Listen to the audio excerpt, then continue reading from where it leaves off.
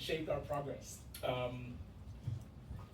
MP Greg Fergus, thank you for the work you did with the Black Parliamentary Caucus so that the Black Entrepreneurship Program could come into existence and now be renewed. Thank you. And Charmaine Williams for taking my calls and meeting with me. And the Ontario government has the RAISE program, Racialized and Indigenous Support for Entrepreneurs. We've been able to access that as well. Amina Gerba, the senator, thank you for the research that you've done to the Black state of entrepreneurs. So thank you for that. And Brampton folks, Kathy McDonald and Carla Bailey, thank you for the support from the beginning. And you've noticed federal, provincial, municipal, trustee, all have supported what ACBN has done. I do want to truly thank you for that. And Claudia McCoy for teaching me how to talk to politicians and say, book meetings, man, go and talk to them. So that's why it's really a pleasure and an honor to be in front of you, because it's gonna save me from 100 one-on-one conversations that were coming down. But again,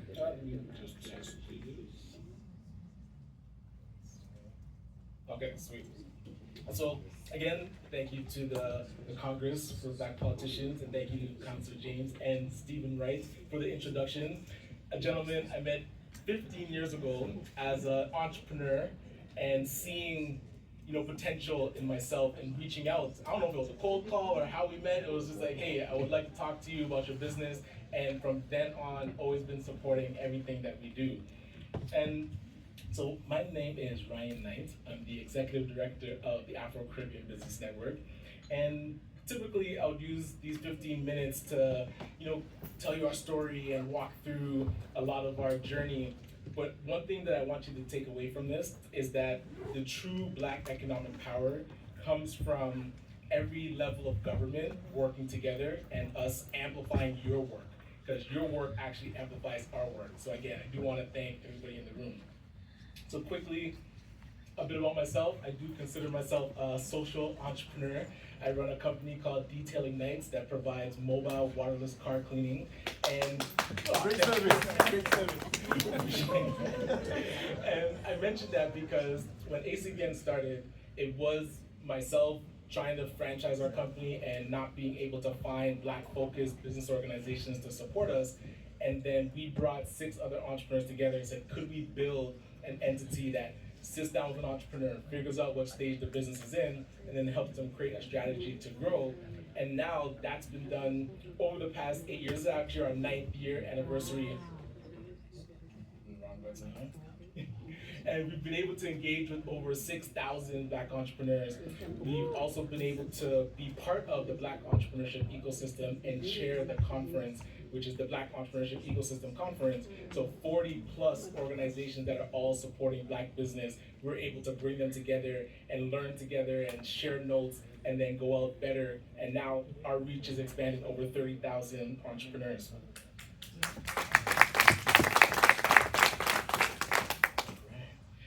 So I do want to show you the history of building ACBN. And when I talk about the funding that we needed to be able to get started and to now grow, ranging from as low as $500, thank you Brampton, all the way up to millions, now 16 million. And I'll tell you the journey, kind of how we got there, because Craig Wellington mentioned something very important, and that's the teaching aspect. So everything that we do, I typically blueprint it and turn it into an info session. And so all these grants and templates that we've been able to build, now we're at a point where, and I usually don't write out my speeches, but I wanted to make sure and really hit every note, because I feel like we're at an inflection point that our organizations can look to an example like ours, our organization, and now build ways to not be completely reliant on one source of funding, but be self-reliant, have operational funding for multiple years. We did a town hall in Brampton and we talked about, and we surveyed the room, who here has more than 5 years operational funding? 0 organizations raised their hands. Who has 3 years? 0. I think we were the only one that raised our hand. So most organizations only have 1 year of operational funding, and typically it's project focused, so it's not actual core operational.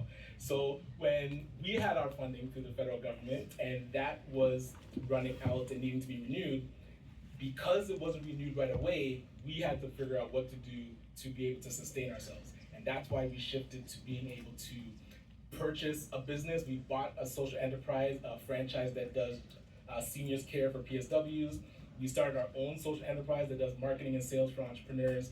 We were able to go out and raise more money for our own microloan fund. So we're able to support entrepreneurs with loans up to $10,000.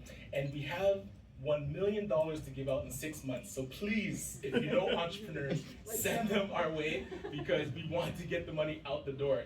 But all that to say, we're now 50-50. So yes, we do still get government funding, but we're able to fund ourselves through revenue, and now this pending affordable housing project, which is really why I'm excited to talk here, and I'm getting into that in a second. So,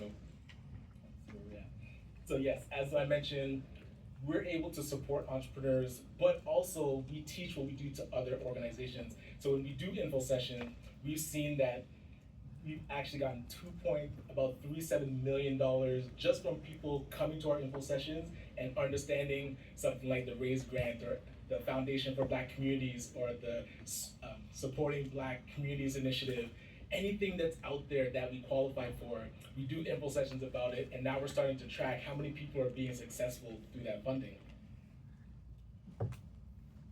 So I want to share with you my upcoming Pride and Joy. So I use it as a case study.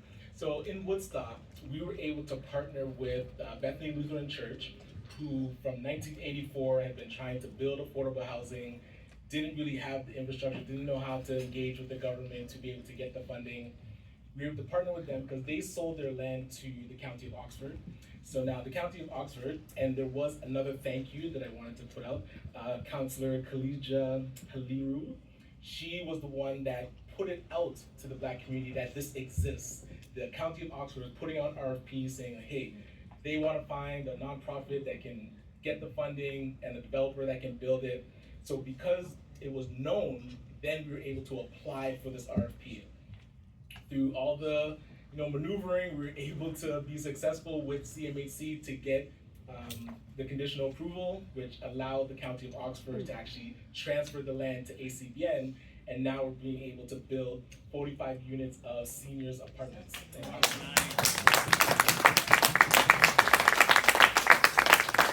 And I want to share how it's now funded. So this is where we're looking at the federal government with CMHC being able to unlock the Affordable Housing Fund. We're actually the last project to get into that before it changed to building homes, building better homes. So now federal government, 14 million, 2 million from the provincial government and the county. So being able to access Ontario programs to get additional grants. And now, because we own the land, we're able to leverage that land. So we're doing our own community bonds. So we're raising an additional $1.5 million to be able to have long-term operations of the building and also look at other projects. So one thing that I do want to also leave with you is if you do know other organizations, especially if they own land or own a building, or if they aspire to own land and own a building, we're documenting everything that we're doing. We're creating an actual playbook around community bond investments and how to acquire land or to just renovate and build your own. And we're in the process, so we're getting a grant to actually support with this. So I'm going to touch on that at the end. But when I say think of those organizations that might be struggling to have operational funding, it's typically because they don't have buffer, they don't have ownership of assets that can actually be leveraged. Once you own the asset, that's where you can now have that buffer to be able to get additional funding and also be multi-year funding. So with us, even though we do get grants from the government, because we own the land and this property is gonna have rental revenue, that's actually gonna take us to 75% our own revenue to 25% government grants. But 50-50, I still feel like is a great balancing with funding, and we can help organizations get there. All right, so I do want to just say Our journey from that $500 to now millions of dollars, it it happened because we already were operating. We're able to show track record, and the research that Senator Gerba did with Senator Colin Deacon, we were now part of that research to show we already had data about the entrepreneurs that we were engaging with. So all that came before we were able to get the millions of dollars. So this is where organizations like ourselves, we must be in position to support the next upcoming nonprofits. Because typically nonprofits don't have the bandwidth to support the next ones coming up because they're operating and pretty much week to week. Once you have buffer, I've been able to meet with so many organizations that share their knowledge with me, but they don't have time to really teach and document and template everything. So this is what we want to change. All the funding that exists and all the funding that should exist, we should be able to template the process to access it. I feel like CMHC is an untapped, underutilized entity that once we crack the code, we should be, I mean, they have, I think the last presentation that they did, they had $51 billion of money to spend on affordable housing. The Black community only accessed 30 million of 50 billion. And not just access, those were applications. So although that the money, I think it was 30 million that got approved, but they only received about $70 million in applications. So we're not tapping into what exists. And a lot of times we have these conversations and we're asking the government to do more. More is already there. So we really just need to access what exists. And I feel like that's why our journey is so unique, because every level of government has supported us in some way. We're now able to show what we did because unlike Craig, that's national, we are much focused on Ontario. So our work is typically Central Ontario, GTA. We're based in Brampton, but everything that we do can be taught, and so we're trying to do more of that. So if you're not in Ontario or even in Ontario but in other cities, we want to do these town halls. We want to share what we've learned. We want to show the path, have people from other organizations be part of our steering committees, so that once we complete our raise, now we're gonna be set for about 5 to 6 years. So in those 5 to 6 years, it's really time for ACBN to be supporting and showing the way for other organizations while we have buffer. And so I'm hoping the next time that we're able to meet like this, there'll be 5 organizations that have similar stories to ACBN, at least 5, because we're working with 5. But we do want to work with more. So just to,